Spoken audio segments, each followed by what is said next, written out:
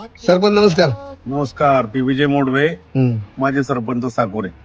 आज आपल्या गावामध्ये जिल्हा परिषद पंचायत समितीच्या निवडणुकीच्या माध्यमातून उषाताई कानडे आणि तुळशीताई भोर या दोन उमेदवार साकोरे गावच्या भेटीसाठी आलेले आहेत.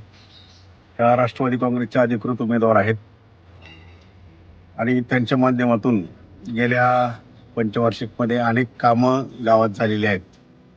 प्रामुख्यानं या दोन महिला ज्यावेळेस काही आम्ही अडचणी घेऊन गेलो, ज्यावेळेस मी सरपंच होतो त्याच वेळेस या जिल्हा परिषद आणि पंचायत समितीचे सदस्य होत्या. आणि माझा असा अनुभव आहे की या महिला ज्यावेळेस निवडून गेल्या त्यावेळेस त्यांना कमी कार्यकाळ मिळाला.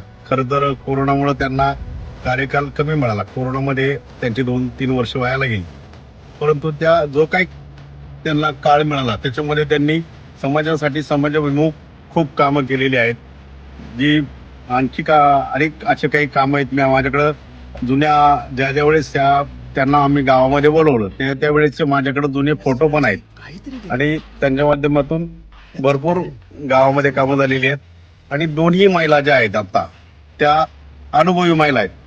खरं तर तुळशीताई भोर या जिल्हा परिषद साठी उभ्या आहेत आणि त्यांच्या माध्यमातून नक्कीच आपल्या विभागाला भरीव असा निधी यापुढच्या काळात मिळेल.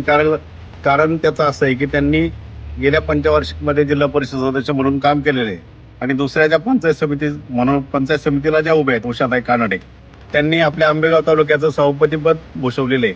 माझा स्वतःचा व्यक्तिगत असा अनुभव आहे की त्या निवडणुकीमध्ये आमच्या गावचा उमेदवार असल्यामुळं आम्ही मतदान गावच्या उमेदवाराला केलं होतं. परंतु मी ज्यावेळेस त्यांच्याकडे काही कामं घेऊन गेलो, वैयक्तिक लाभाची काही लाभार्थ्यांच्या सह्या घेण्यासाठी मी गेलो होतो, तर मला केबिनच्या बाहेर उभं न करता त्यांनी आत बोलून घेतलं आणि मला पद्धतशीरपणे विचारलं की कुठली कामं आहे तुमची, द्या लगेच आणि लगेच सह्या करून द्या.